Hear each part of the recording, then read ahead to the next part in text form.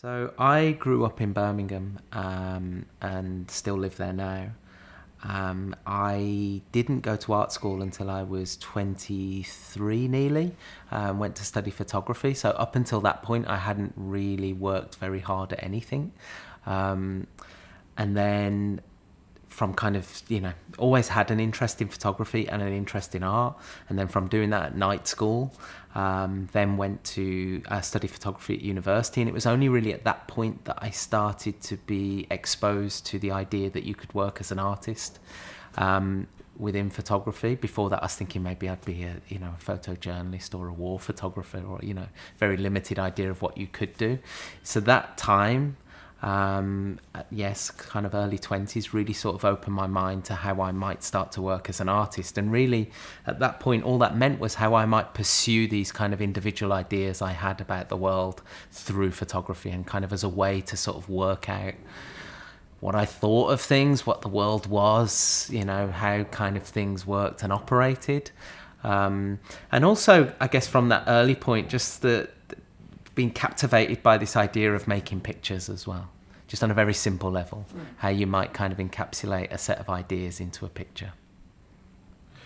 So my journey of making photographs, I think, has been really kind of up and down and really frustrating and really amazing at times. So I think photography is inherently this reductive medium. It takes the world and kind of shrinks it down into these fractions of seconds and kind of, frames.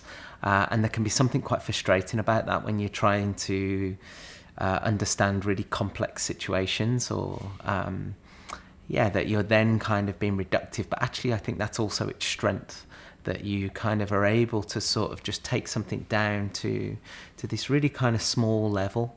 And then from that, I think it gives you this opportunity to kind of be expansive in how you might start to kind of think about that situation. So that's led me to kind of, work with photography alongside kind of, sculptural objects, or like whatever it may be in terms of installation. But also, I think through that journey has brought me back to how I might just through working with imagery again, or imagery with sound, I guess, is still kind of take on these quite complicated subjects and use the kind of reductive nature of photography as a way to kind of explore them and suggest moments where you might kind of sink into the narrative at certain points, or at other points you might kind of skim over it.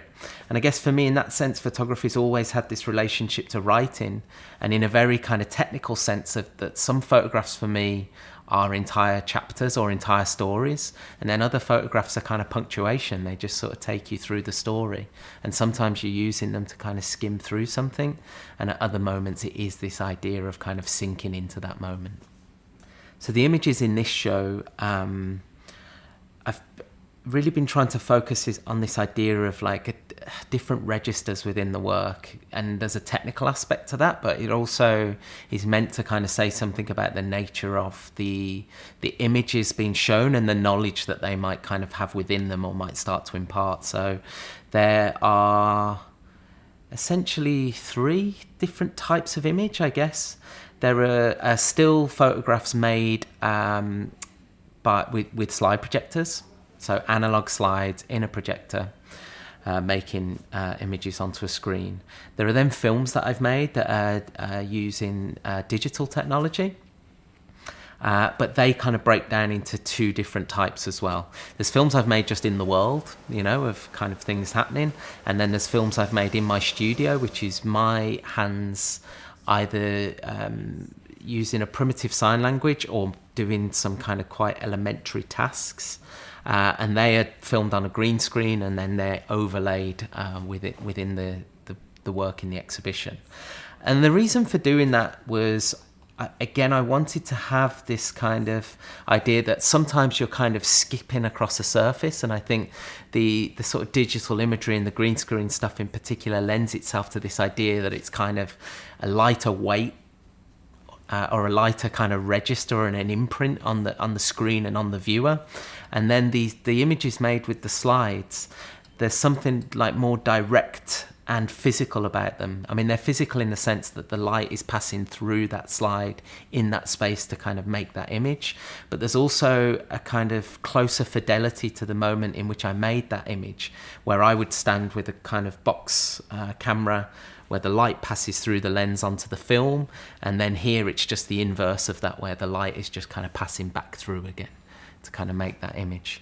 And the other thing to say is that again, I've been exploring for the last kind of 18 months, I'd say, is trying to make photographs, or I don't know if they are photographs, trying to make images where you're placing objects directly into slide mounts or into enlargers to make prints. So that might be kind of plants and leaves or kind of thin sections of stone, so at 0.3 of a millimeter.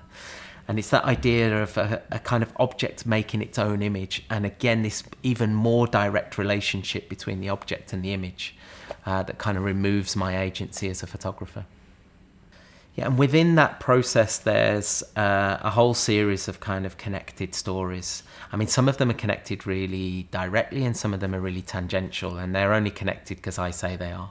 And they're kind of they're driven by just my process of kind of making the work. So if I sort of think about what they are and list them, their sort of story begins with an early unpublished manuscript of garden design by Samuel Charnley, which I found out about through another artist, through Sean Lynch, when I was invited to spend some time in Ireland.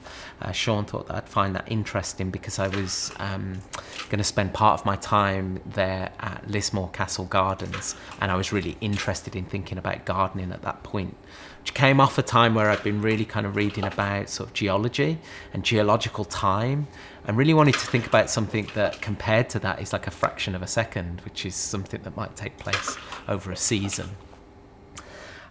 So from that, then I'm staying at Lismore Castle. I start to read about the history of that place and like the Cavendish family.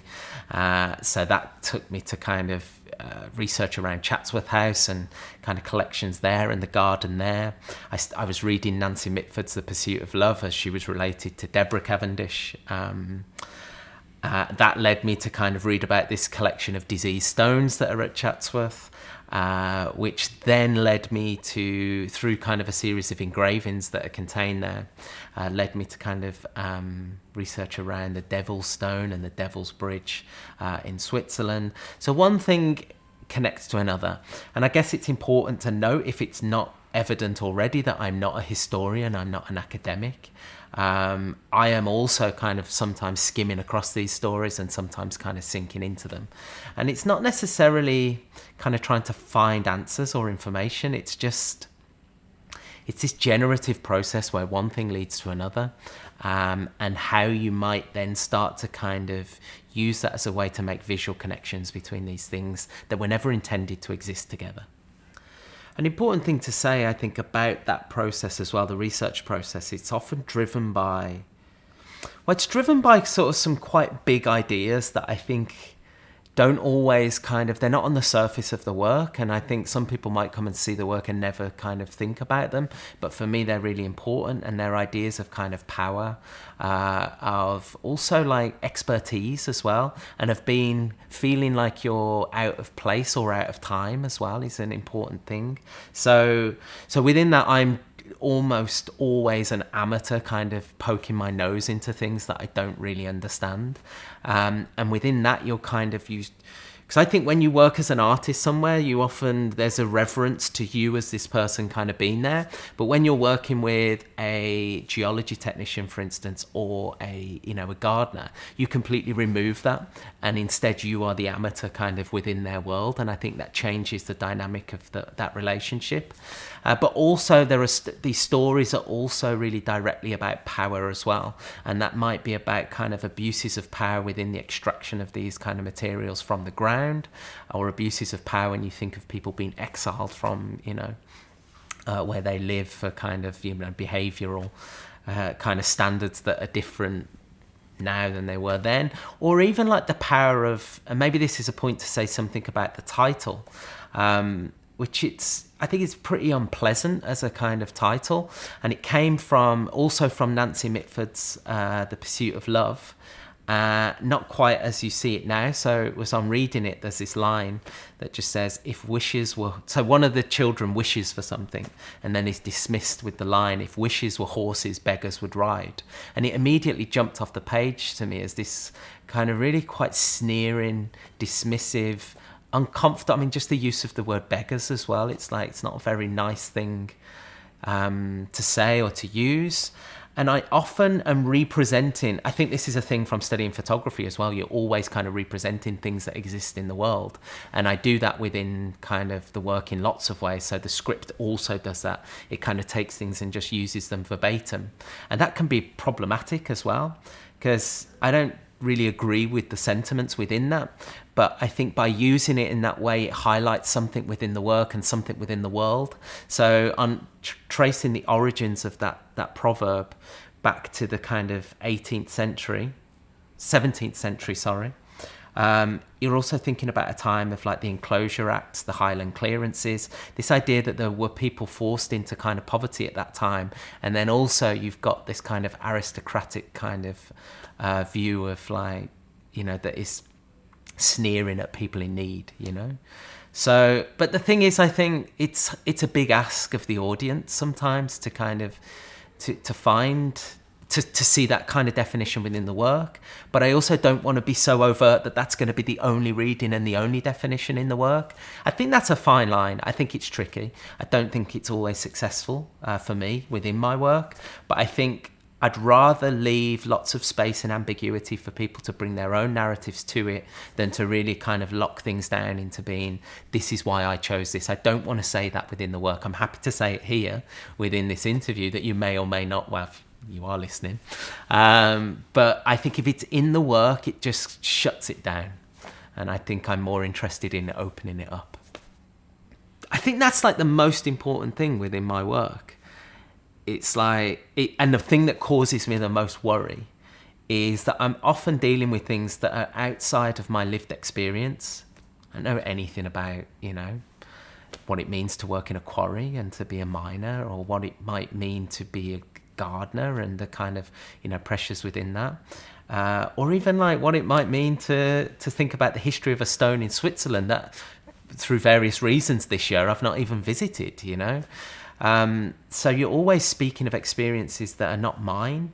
So I'm trying to do it in a way that still roots like my personal reading of them, but still leaves room for other people to bring their stories and their narratives and their own lived experiences to it.